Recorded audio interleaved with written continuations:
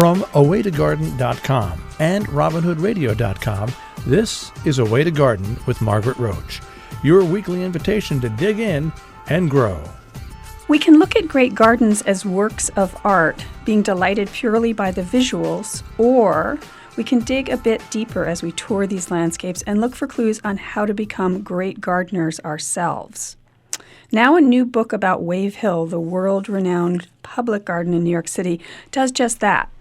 It lets us feast on the design daring, the color plays, the garden pictures captured in its extravagant photography, but at the same time it tells us how they were accomplished, teaching us the tenets of the Wave Hill way of gardening that we can put into practice at home. But first, this message. Underwriting support from High Mowing Organic Seeds, the first independently owned farm-based seed company proudly serving organic gardeners and farmers with 100% organic and non-GMO vegetable, herb, and flower seeds. highmowingseeds.com/awaytogarden.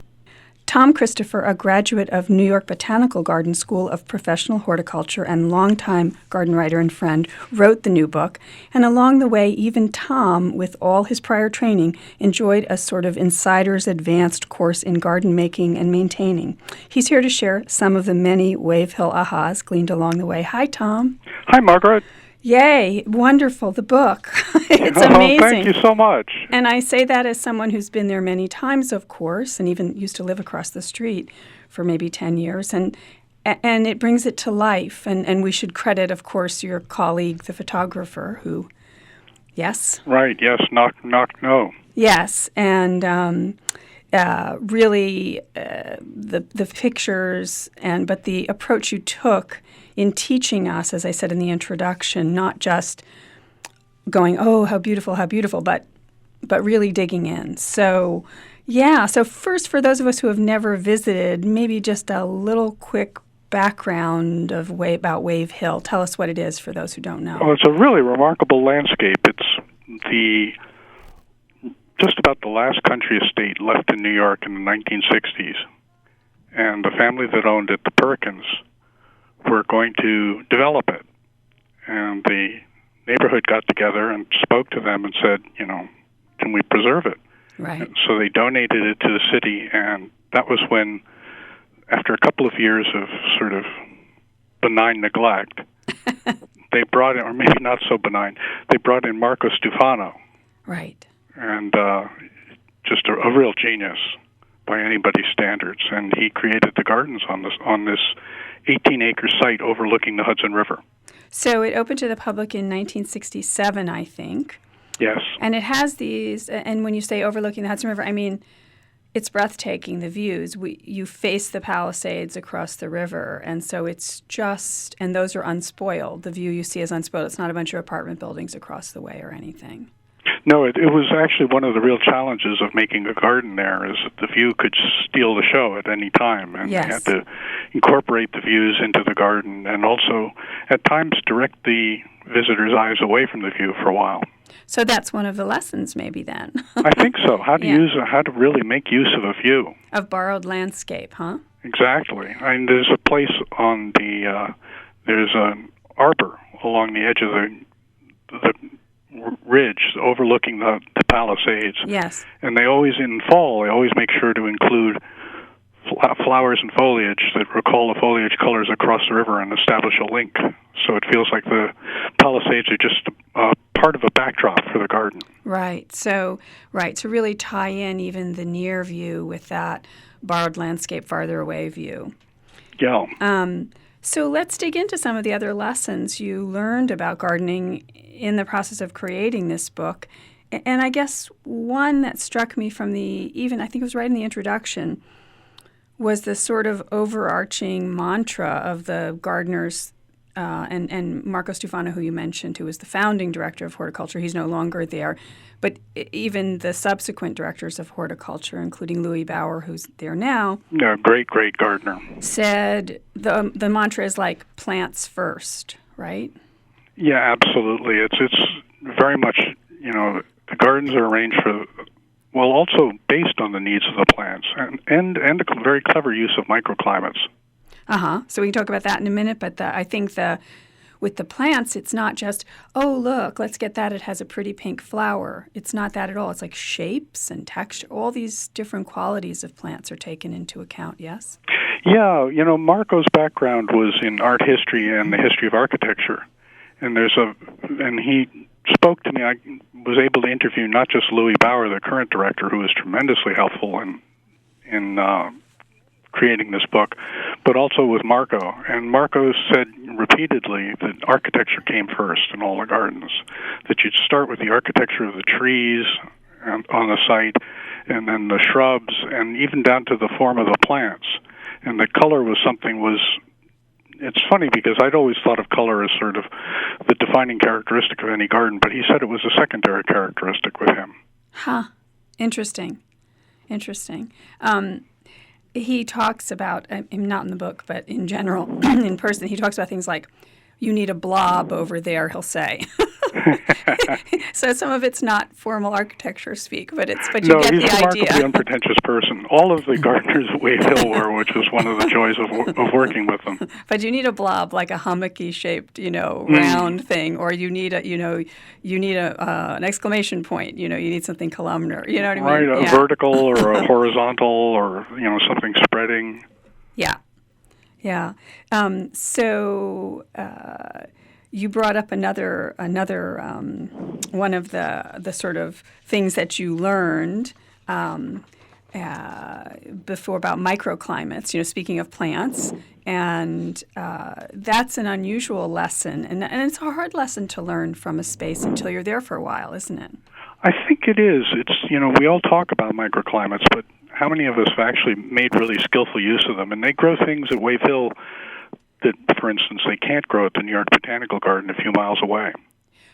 And that's because there's a microclimate that they've identified and they've made use of. There's the breezes that come from the river, which keep it somewhat drier in the summer. Mm-hmm. And then there's, they pick a south-facing slope and put in perfect drainage, and they could grow Mediterranean plants that aren't supposed to grow in New York City. Right. And when you say grow, you mean even overwinter them. Oh, absolutely. Yeah. They're hardy and flourish. Right. So there's that river exposure that may be part of it, and so some other examples, I think. So they grow those and they grow those, and then they grow a lot of tropicals and so forth. But those, I believe, they bring in, right, and shelter. They do. They hide the tropicals inside over the winter, either in the greenhouses or semi-dormant in a glass porch. But when you see it in the active growing season, it's like there's this Mediterranean stuff and there's this tropical stuff, and you almost are fooled as to where you are. Yeah, well, that was one of the things they told me at Wave Hill, that New York City has the climate of, Siberia in the wintertime, but a lot like Sumatra in the summer. So why not grow tropicals? Right. So learning to read our spaces within our space is really important to developing a plant palette that can be more daring than we might think at first if we just go by the, I'm in zone 5B, or I'm in zone 6B, or you know what I mean? Yeah, for instance, I've always had trouble growing, I took care of for 10 years a garden on the Palisades across the river from Wave Hill. Uh-huh. I had tremendous trouble growing lavender. It was just too humid in the summer, but they found a spot along the western wall of a stone building. Huh. And at the top of the slope, so the drainage is really perfect. And the lavender just goes beautifully there. It looks like Provence. It's interesting. I've never succeeded with it, so. Yeah. Some of these other ahas, one of them that I remember reading about in the book is kind of like, and there are different, we should say backtrack a second and say there's different gardens within this garden. It's not just one garden, right? Wave Hill is a series of, and they're even more than rooms. They're really separate spaces, yes? Whole separate experiences. They're sort of a series of inspirations, really. And so one of them is called the Wild Garden. Right. That's possibly my favorite garden there. Uh-huh. It was one of the few gardens that survived from the days before Wave Hill became a public garden. It was a rock garden in the old days. Uh-huh. And then Marco and the gardeners redeveloped it as a wild garden, meaning that they brought in plants from foothills and mountainsides from all around the world and grew them together in this sort of cosmopolitan, wild, natural-looking space. But this composition is very difficult, tricky to maintain. So wild does not mean unmanaged. No, and in fact, that irked the gardener Jolene, because people come in and they think she does nothing. And in fact, it's very, very difficult to maintain a garden at just the right degree of wildness. It takes a lot of editing and a lot of care to keep it at the edge of wildness without going out of control. Right. So, and it has that spontaneity, and spontaneity can't be forced yet. Yet, in a way, you have to use the gardener's hand to edit it a little bit, and yet still have it look spontaneous, and that's tough, right? It is tough. One of the tricks they've used, and they use it in a lot of the other gardens as well, is a very enthusiastic use of volunteer seedlings. They let some of the flowers go to seed, right, and they scatter their seed on the ground, and the next spring they come up as volunteer seedlings, and they let some of them grow up, and some of them they pluck out and edit out. But it means the garden's different every year, and it gives it that feeling of spontaneity. It's also useful as a horticultural technique because when the seeds find their own spot, they tend to grow best and grow where the conditions are just right for them. So you get very vigorous, hardy growth from the plants. So I'm sort of closing my eyes as we're talking, and I'm thinking about the flower garden, another area on a kind of lower level, nearer to the main entrance. Not on the wild garden is kind of up on a hill above parts of the rest of the garden, and I think of the flower garden, which is a little bit more formal, but still has this things spilling out of the beds onto the path kind of a feeling as well. And I'm thinking that's a place where, like, for instance, self-sows like larkspur, for instance, might be, yes? Yes, and the delphiniums, or not the delphiniums, excuse me, the digitalis. Okay. The foxglove are largely self-sown. Right. In fact, when they weed out some of them in the early spring, they set them aside in pots and grow them on in case a hole appears later in the summer. They can pop them back in. Right. So it's not that, I mean, you were saying about how it's different each year, but the signature plants are always there from year to year, and there's some new ones, of course, from time to time, but they're in a different concentration or undulation, right? I mean, they're not the exact spots where they were. Yeah, no, it changes every year, which is one of the wonderful things about that garden and Wave Hill in general. Right. I do love how there is that, like the flower garden has paved paths and the beds are in a grid kind of, but there is that effusion, that stuff sort of spilling out and touching the pavement. And do you know what I mean? Yeah, it's, very, very formal layout, and but a very informal kind of planting within. It's just very sensual and luxuriant, the planting. Right. And it makes a wonderful contrast with the severe formal layout of the garden. Right, and it also is very different from when you walk up the path and then up the steps into the wild garden, which doesn't have rectilinear beds at all, correct? No, not at all. I mean, they've just followed the topography and the contours of the garden. Right.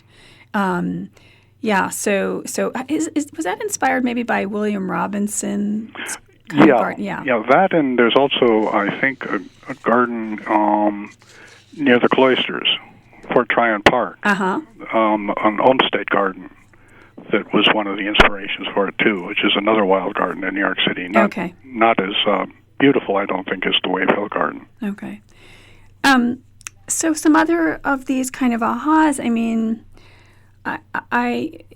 there's one about sort of in the book about native plants, and that was a bit of a revelation. I don't know. I mean, you can tell us what it was, but it seemed like you were surprised almost a little bit by it too. I was continually surprised through this experience, which is one of the wonderful parts about it. I was always learning and always having my preconceptions challenged. With the native plants, they decided that, well, a lot of people don't grow native plants because typically they're grown in a naturalized setting, as a sort of simulation of a wild environment, and that a lot of people, particularly in suburban areas, don't want to do that. Right. So they thought, well, we'll use native plants in a formal setting, and they took all these native plants, native North American plants, and created a very formal garden, and it works beautifully. Which garden is that at Wave Hill? The elliptical garden. The elliptical garden, and that's in a whole different area of the property. Yes, yeah, it's on top of it. It's down the hill from the flower garden and the wild garden on an area that was originally the estate swimming pool. Oh. That's why they got the oval shape of the garden. I see. Huh. That's funny. Yeah, so, and you're right, mostly natives are planted in sort of these naturalistic, a woodland garden with woodland natives, wildflowers, or a meadow planting or whatever. I remember, just to digress for a second, talking to one of the gardeners at Mount Cuba Center in Delaware. Have you been there? Yes, I have, and they've done some similar things. Yes, and so it was when I remember when I first spoke to him, and he was saying, and then we used this way, and I was looking at the pictures, and I was like, wow, of course, it's all native, and it also looked like a formal English garden, certain parts near the house, near the estate house, similar kind of thing where Wave Hill has these old houses, these beautiful old homes on the property. 2 of them, I think. Yes. Yes. They're two old estate houses. And Mount Cuba's like that too. So you wouldn't want to have just like meadows going up to the door of these places. You'd want some formal plantings to be contextual and appropriate. But at Mount Cuba also they used natives for it, and because it's a center for native plants, and it works so well. Yeah, and it also is, of course, much better for wildlife and pollinators. Yeah. So it has double, triple benefits. I feel like one of the things about Wave Hill whenever I visit is I always see like sort of the little details have all been tended to. Do you know what I mean? Like the extra, and I guess, obviously in a professionally maintained public garden, you would sort of expect that, but there's a flourish, there's a little bit of an extra signature in the way the gardeners there do things. Yeah, they referred to it, and this became a chapter titled The Edges of Everything. And they basically said that if you really want to dress up a garden, a very time-efficient way to do it is just make sure the edges of all the beds are neatly cut and swept so that it makes everything look so much better. It's sort of like the frosting on the cake. So real finishing touches, right? Yeah, a lot of attention to finishing touches. And a lot of, it's interesting, it's a very self-sufficient space, really. They use a lot of, for instance, most of their stakes come from twigs that they've either collected from pruning or from the perennial gardens in the fall, stems of tall, more robust perennials, and right. Use those as the stakes the following year. And most of the mulch is they don't bring in bark. They use leaves collected around the property and chop them and age them, and then use that as a mulch, and it makes a beautiful, very elegant mulch. It is, and I seem to remember from having been a neighbor to the property that in the fall each year, when all the other neighbors were putting out bags of leaves, there was a certain delight among the gardeners with the Wave Hill truck going around, and before the garbage men would come and take them. Yeah, they said that a couple of landscapers also deliver stuff from they vacuum up the leaves, yes. and chop them as they do yes. it, and then deliver the piles of leaves to Wave Hill. Yes, yeah. Leaf mold or crumbled leaves and aged leaves are really, because they don't glare, they don't look unnatural. They look like they've just sort of fallen and decayed in place. So they are a beautiful mulch. And a very effective one, too. Yeah. And what you said about the supports, reusing twigs and so forth. I also feel like the gardeners there have a real talent for supporting plants in a way that sometimes it's meant to embellish. There are formal supports that you're meant to notice. And then in other ways, sometimes to sort of, I would call it like trussing them up, making something not flop over when it's too top heavy, but not having it be so obvious like some gadget was purchased, at the hardware store. Right. They'll collect twigs and insert them in around the perennials or the annuals in early spring and let the plants grow up and over them so you don't even see the supports. Right, exactly. And so the timing is everything sometimes too. Like you just said, doing it in early spring means the plant grows over it as opposed to trying to hide it later or get it up off the ground when it's already fallen down, which is, as we know. Right, that's always my problem. I wait too late and then my staking looks like, well, it looks like just that, like, Joan of Arc tied to the stake. Oh, Tom, maybe we should go get some lessons in that, huh? Before, yeah, I think before so. we're too old to do it.